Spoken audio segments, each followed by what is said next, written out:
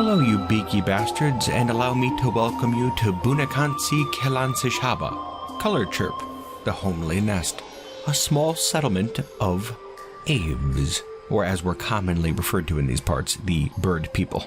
Yes, we're just getting set up here in Yalkanash, a tropical moist broadleaf forest, right over here in the northeast of the continent known as Bulali-ir-Binkani. And the goal of these aves is to build a new kind of settlement, one that we're not used to seeing. Normally our people live up in the treetops in fairly crude situations. I mean, I get it, it's worked for us for thousands upon thousands of years, but sometimes you want a little bit something more, you know? So what we're doing is breaking out of tradition and trying some crazy new ideas. Wouldn't it be wonderful to be kept out of the rain while we're living up in the treetops? I think it'd be just fantastic to have our eggs protected, right? Walls, roofs? I know. Doesn't that sound just crazy? What we're planning on doing up here in the treetops of Yalkanash is constructing a, what the other people of Kabunak Kaunali would call a house. Okay? And like, normally, from what we've seen, a house is built down on the ground. Which, I mean, that's too much. It's a branch too far. We're not going to be building ground-based structures if we can avoid it. But what we would like to try to do is build one of these houses up in the branches, up in the trees, like a traditional nest. I think that might be kind of interesting. We're breaking new ground here and making a settlement unlike anything seen in Bulali-ir-Binkani. And so with that, let's get straight to it, birds. We have no time to waste. Now, first things first, we have to get our birds comfortable. Mostly because Bukuri, our Skyly, is trying to sell the others on the idea of living in houses. He wants to show them how comfortable it can be. And so in order to do this really quickly, we're going to make a little test house. Not quite a full-blown treehouse yet, but we're going to work our way up to it. And so yes, I think the best way we could start doing this is just by harvesting some wood from carefully selected trees. That's going to be a huge challenge, finding trees that are appropriate for tree houses. Things got to line up just right. I suppose if we can count on staying here for a very long time and this plan works out, then we could go so far as to cultivate a special little grove of treehouse trees. But that'll be an idea for another time. For now, we just have to be careful. Okay, now I'm not too sure how much wood we're going to need for this, but we're not going to use plain logs for this project. We're going to cut up the logs into blocks, mostly. That'll help them go a bit farther. And of course, we also have to try making some beds, too. Again, it's kind of a new idea we're working on. Normally, as aves, we sleep in nests that we construct. And they're plenty comfy, too. But there are benefits to sleeping in beds as well. And in fact, these beds that we're constructing aren't going to totally be like nests. They're not going to totally be like beds either. We're going for an in-between route, like our lovely tree houses. Yeah, I think it's going to be pretty darn comfy. Just got to find a place for them. You know, I am noticing over here that we have some date palms in the area. And as far as trees go, these ones are pretty interesting from an architectural standpoint. They don't have any branches or anything. They kind of just go straight up. They would make an excellent support for a larger structure. Granted, we don't have a good amount of them. They're kind of just scattered throughout the forest. It would be interesting to cut down a bunch of trees in an area and try to just cultivate date palms. Probably make a huge structure up in the trees at some point if we had a bunch of supports like this. They're very tall, too. Usually much taller than the surrounding trees. But again, I suppose we don't have time for that. That being said, yeah, I suppose we could try to put this one to use. Maybe this is where we'll make our starting structure, our test house thing. We'll cut down some of the trees that are surrounding it and get straight to work. Poor Olokink. She's one of our woodworkers, our main woodworker. The other one is Bukuri, but he's been kind of busy these days. I'll put that on quotes, though. Olokink seems to be in pretty high spirits, and she's getting the work done. Very reliable. It's just going to be a bunch of tough work here at the beginning there, Olokink. We're counting on you for now. But yes, Bukuri, our Skyly, and the other woodworker, has been a bit distracted lately. I'd like to think with relegating tasks and whatnot, other Skyly duties, but I've also been noticing that he's been given eyes to Rack since we've arrived here. Yeah, those two lovebirds seem to be, getting up to something. It's cute, it's good to see. She's a pretty nice bird, though fairly private. Just hoping it isn't that much of a distraction for either of them. We have a lot to do here, birds. Let's stay on task. Now, let's see, with this treehouse structure, we're going to start out with a stairway that leads straight up. A fairly sturdy one made out of those blocks, or planks, I guess we could start calling them. And that's going to lead up here to the main level, the floor of the treehouse, where we're just going to kind of build that up, make a nice, strong, sturdy foundation. I guess branches would be helpful with that, huh? Right at the moment, we're just kind of building off the actual trunk, but I think it'll suffice. We're just going to build out the floor, and we have to make a temporary access up to the roof so we can get that in place. but it should be only 2 shakes, just like that right there. We could also get some beds in here and a couple other little pieces of furniture too, and I think that's gonna pretty much do it right there. How's that looking, birds? I don't know, what do you guys think? Got a place to rest our weary heads after a day of hard work. It's only taken a good chunk of spring to get it in place, but oh, it's not so bad, right? Got enough beds in here for everyone. Table, chair, little cabinet for storage. Right, it's cramped. I know it's cramped, but it's gonna get the job done, right? Okay, all right. Yeah, I'm seeing some nods of approval. Yeah, okay, so that's the game plan, guys. We're gonna build a bunch of houses like this one here, up in the branches, except the other ones are gonna be much better than this one. This is just a basic one, remember that. And now that we are on track and we have our little beginner model here, we could start to stretch our wings a little bit and maybe try some new things too, eh? Okay, now hopping straight to it, I'm thinking down here would be a great spot. If we have a look up, you can see all these trees here. We could potentially nestle a structure straight in the middle of here. What I am curious to see though is if we can actually build in all these branches and leaves and stuff, how much of a pain that's going to be. I really don't know. We might actually have to go up above all the branches and leaves, kind of rest the treehouse on top of the trees, which, you know, might be a little silly, but well, I guess we won't know till we try. Let's get to it. We're going to start off by building this staircase up underneath into this little spot where there's no branches or anything. And okay, yes, we've run into a problem already. We have to build a second staircase to get up there and complete the staircase. Because we can't build it from underneath, there's too many branches and leaves and stuff. We have to come up to the level of the top of the staircase and have a bird go up and, you know, kind of trim away some of those leaves and branches. But there we go, it's no problem. And now we can use the real staircase to come up and finish up this floor here. And, oh, little bit of an accident up here. I don't think it's a bad one though. It looks like one of our birds' career was caught in a branch fall, I guess we'll call it. Something fell out of the trees, and I don't know if it hit Career directly. He seems pretty fine, except that his tail was knocked off, which, you know, that's not the best. Of all the birds, he was kind of the most crabby one already. So I'm sure this isn't going to do wonders for his mood, but it could have been a lot worse. So we're lucky. Career, we'll hang on to that tail. Maybe we can get it reaffixed at some point. Sorry about that, my friend.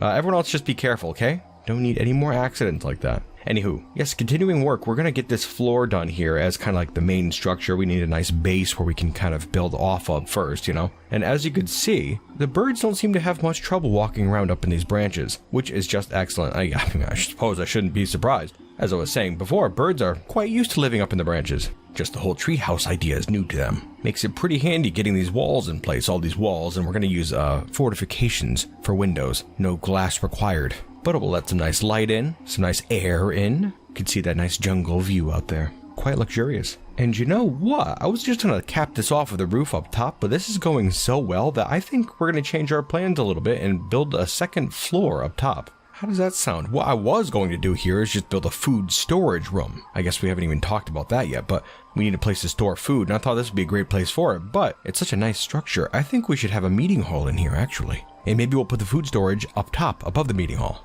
Yes, I think this will work just beautifully. And then up above that, we can just cap that off with a roof. Oh yes, this is going very well. Good job, birds. We are doing it. Look at that.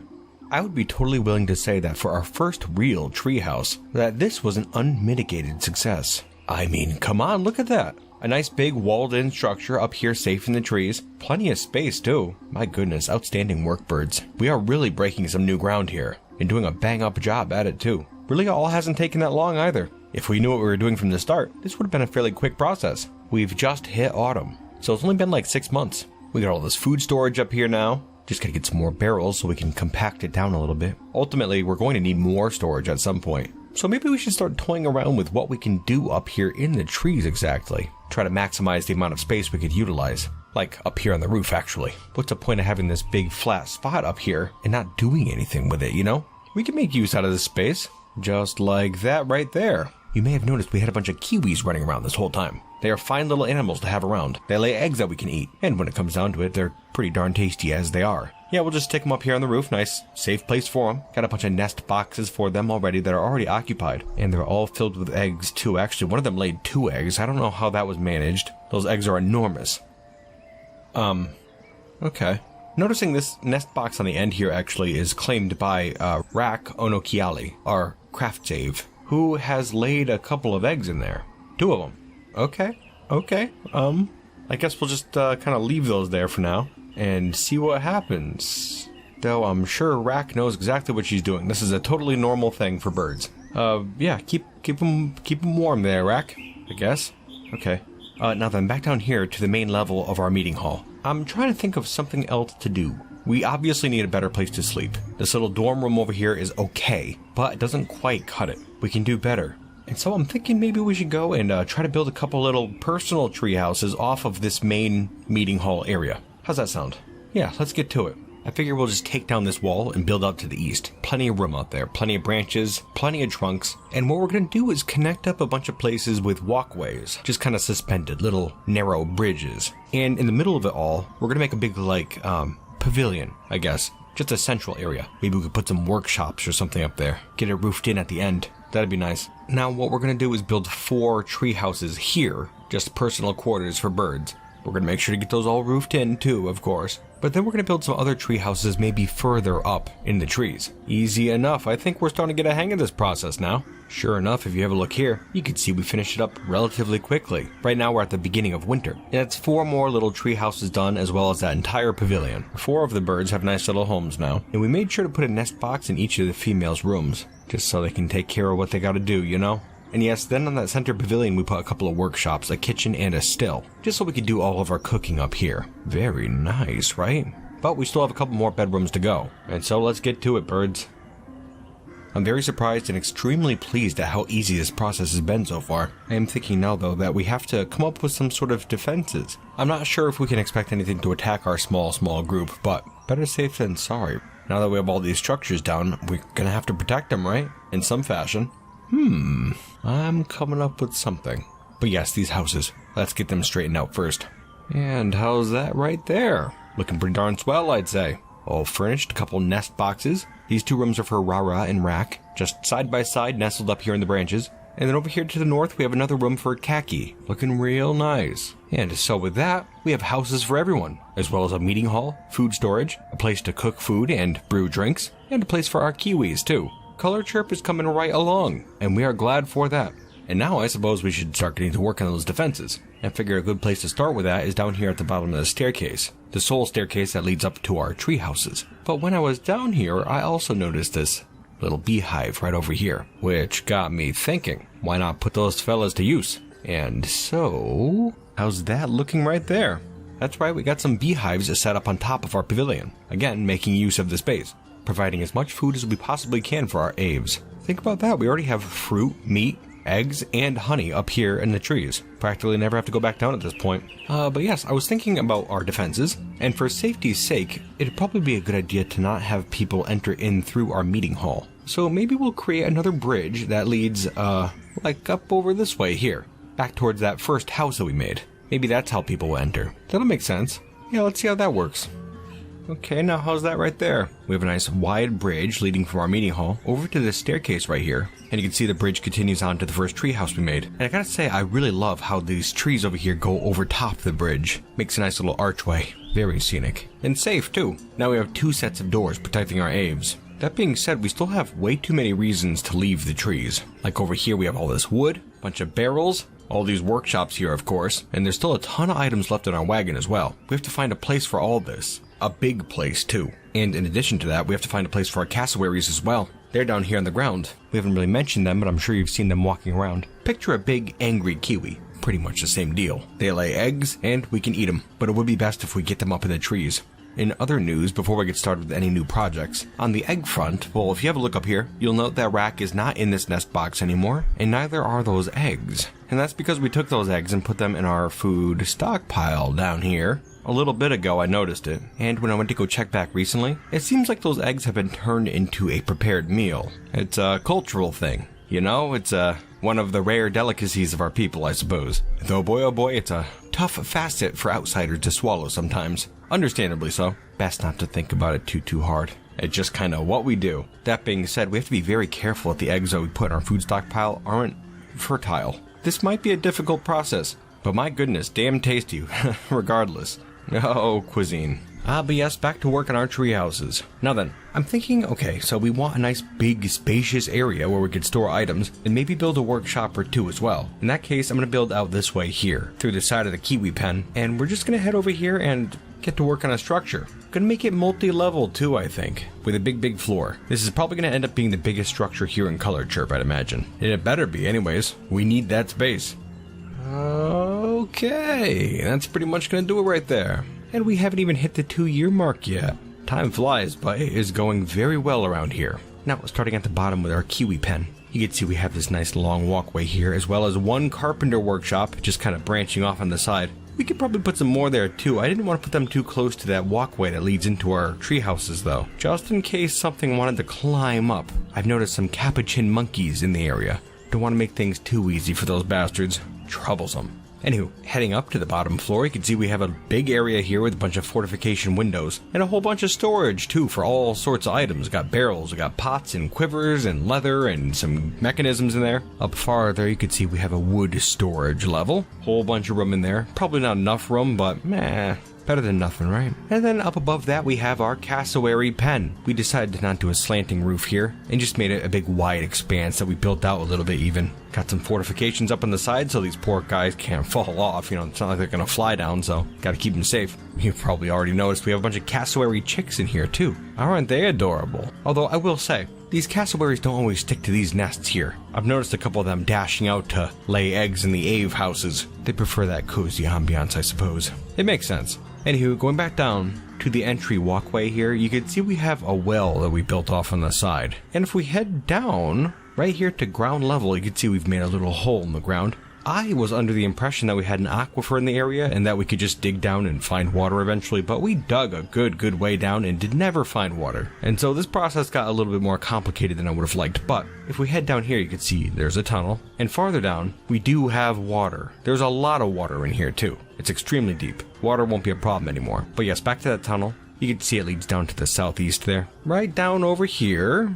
And if we head up, you can see we have a screw pump here built right at the edge of this pond. Now, whenever it rains, this pond fills up with water. And the screw pump here, aided by the windmill that we have up top, sucks water out, thereby cleaning it, and dumps it down through this grate. And then it heads down through that tunnel. Completely clean water. It's an excellent system. Not quite as straightforward as an aquifer, but it gets the job done. Though I will say this was Kaki's favorite fishing spot, and we have kind of ruined it. We had to. It's a nice big pond. But in doing this process, we realized how many shells we have over here. We could definitely do something with those. And we should, too. The treehouse is looking great now. We gotta find some little projects to toy around with. But first, before any other projects, I think the aves deserve a little rest. My goodness, it's been nearly 2 years now, and we have found some time here and there to relax a little bit. But you know, I think a little vacation is in order. We have food, places to rest, places to eat. So go ahead, aves. Enjoy a little time off.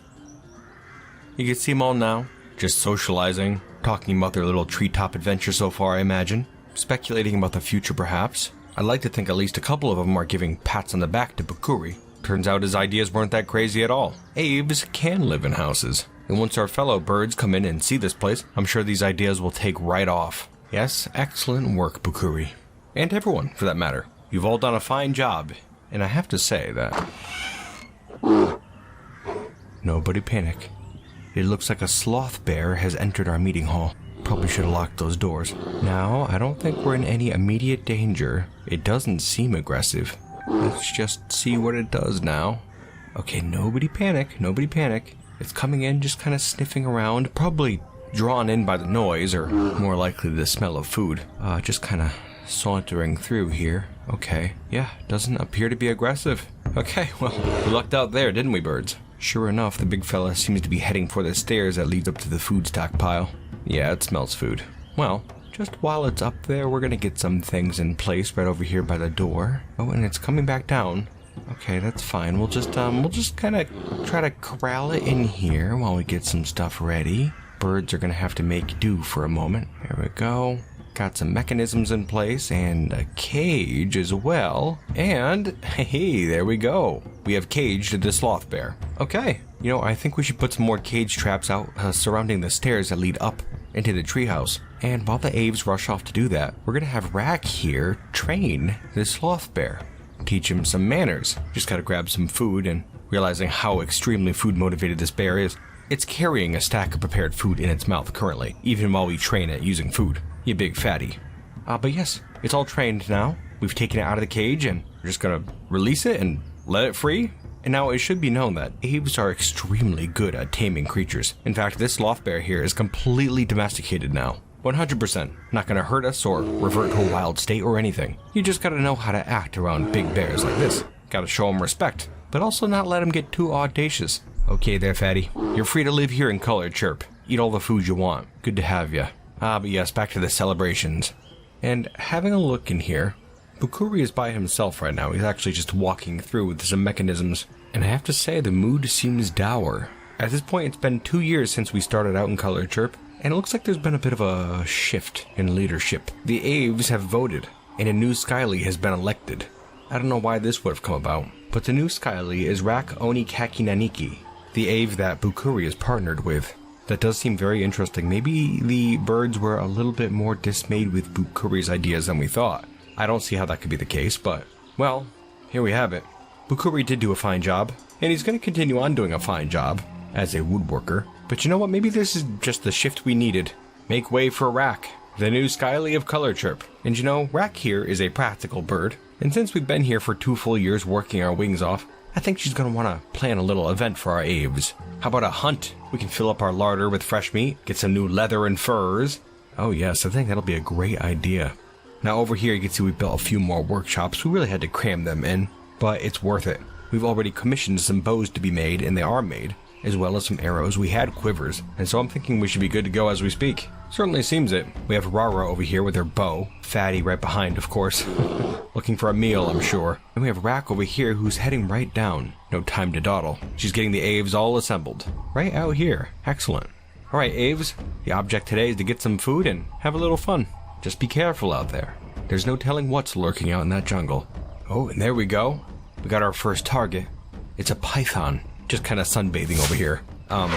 Boy oh boy. So, I mean, the aves haven't been hunting before, which is probably evident at this point. I mean, plus they're using wooden arrows. It's, taking an extremely long time to put this thing down. Oh boy. Just kind of vomiting and bleeding all over the place. Someone could finish this, right? Anybody? Fatty? Want to jump in there? No? Going back home? Couldn't blame you. This is taking an extremely long time. Okay, noted. So next time we'll bring some bone arrows. That might be marginally better. Okay, so it's definitely the case that everybody's completely out of arrows at this point. And we've just surrounded this snake and are clubbing it in the head repeatedly with our bows. You just kind of gotta give up after a while, right? Obviously this isn't working out so well. Well, we'll do better next time, right, birds? We just weren't prepared. But at least now we have this experience. And as for you, Python, you're free to slither back out into the jungles. You lucky beast, you. But don't you even think about coming back, because next time, we're gonna be ready. Unless... It is strange that we couldn't manage to kill this thing, and it's double strange that it slithered right into one of our cage traps, seemingly purposefully. I wonder if that's an omen of some variety. It must be, right? Some sort of a sign. Maybe this snake is good luck. You know, that actually reminds me. We still haven't built something here in Colorchirp. A temple. We're gonna need something now. Gotta have a proper home for the god serpent, based off of Rak Onakaki Naniki's exacting specifications, of course. We'll get right to it. And just as a side note, I was pretty alarmed when I saw this kiwi sitting in a pool of blood. But do not worry, it's only capuchin monkey blood.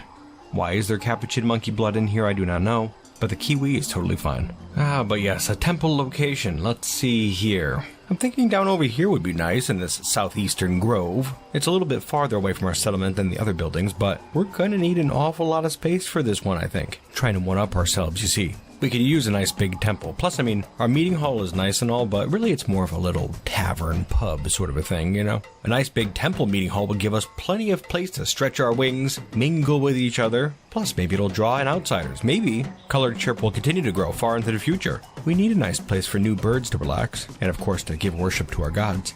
Skyly Rak has some crazy ideas. And here it is.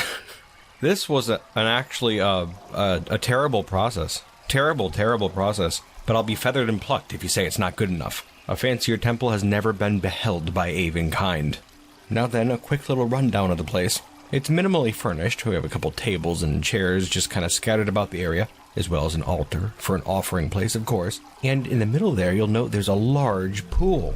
My goodness gracious, was that a pain in the tail feathers to get done? But it is done. So what happened here was we built a pool in the middle, and then had our avens go down with buckets and took water out of our well to put in the pond, right? And that was a pretty quick and easy process. But after it was done, I was like, yeah, okay, you know what? It'd be nice if we got a nice little, like a little misty thing with water running down from the ceiling. And, I just thought it'd be a fun little idea. So we had to reconfigure the pond, make it a little bit bigger, and of course drain out all the water. Got all our plans in place, and then had to refill it. But at that point, the well was completely dry. It's dry now. And so we had to take water out of the surrounding ponds using buckets, which is a much longer trip. Plus the pond was a little bit bigger. We tried doing that for a while, and so several of the ponds in the area are now dry. And we still couldn't get that second temple pond filled up. So what we had to end up doing, it's ridiculous, but we dug this waypoint pond right here, between the largest pond in the area and Colorchirp proper. And we took water out of the pond, put it in this waypoint pond until it was full, and then moved this water into the temple. And that seemed to work finally. I'm not kidding when I say it took a long, long time. 2 years. In fact, two full years. I think I had said at the start of the temple, it had been 2 years here in Colorchirp. It's now been 4 years, which is just ridiculous. But yes, we've done it. And look at that mist too, isn't that wonderful? This screw pump here draws water out of the pond and spits it out right here onto this platform, which is not walled in or anything. But so much water comes out that it can be drawn up into this screw pump right here, where you can see there's this little cavity in the ceiling, and a couple holes in the floor where the water then falls down. And the entire thing is powered by this windmill up on the roof, just creaking away. Yes, it's an incredibly efficient system, and it's working very, very well. In a bit of other avian news, we now have a new skylie. I have to imagine the birds are really just kind of sick of working, period. Sick of Bukuri, sick of Rack, and so now Career is our newest skylie, leader of Colorchirp, and he has been for like a full year, I think. He's doing a fine job, though he is just as miserable as you'd expect, as long as you'd expect him to be the most miserable bird you've ever seen. One feisty avian fella. But that might be what we need around here. Somebody to force us to slow down. Yeah, the birds need a break. Now, we do have some bad news, too. All of the aves are doing fine right now. The kiwis are fine, cassowaries are cool, but the god serpent. Unfortunately, it took us too long to get our temple in place, and the python has died. Due to an infection, I believe. Most likely because of the numerous head injuries, I would think. But who's to say? All we know is that the god serpent pushed us along down the path of making a brand new temple worthy of the gods. And the god serpent must be honored. Actually, in worse news, our poor sloth bear, Fatty, has also succumbed to what I believe to be an infection. I know, I hate to just throw out the bad info like that, but it just kind of happens sometimes. I believe he got bit by capuchin monkeys a few too many times along the way. Those monkey bites. That'll do it. Anyways, we're gonna make sure he has a place of honor alongside the god serpent. It's only proper. And so we sanctified these waters with the bones of our respected dead. Bones of the god serpent, whose tremendous length binds us to our cause and protects us from harm, as well as the lily-white bones of Fatty, our protector and companion. May you rest well and continue to live on in the heart of Colorchirp. Now that the solemn event is over, we have a bit of a surprise for you birds. We've managed to round up a whole troop of mandrills, the new temple guardians. And yes, there's a little bit of a stink and periodic aggression in the pooping, but come on, they're adorable. I think these guys are going to do just fine here in the temple. Beautiful creatures. Anywho, Colorchirp is doing just fine, even after 4 full years. Finding enough to sustain us has never been a problem. We know no strife whatsoever. We have all sorts of stories even now, with many more sure to come in the future. It has proven to be an extremely peaceful place filled only with the friendliest feathered folk. And I think we can rest well knowing that peace is assured. Good job, you aves. You have proven that by breaking out of your shell and trying something new, good things can come. Just gotta take those first few steps and learn how to fly.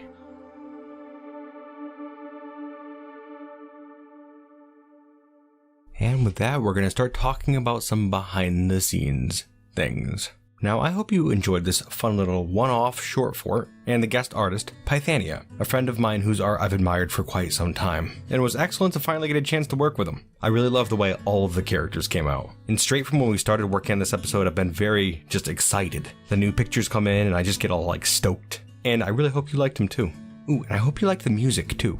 There was a couple of pretty long songs that I had reused a couple times in this episode, done by Angelo T, who made the song special for this episode. Really hit the nail on the head too. First time working with him, but man, really did an excellent job.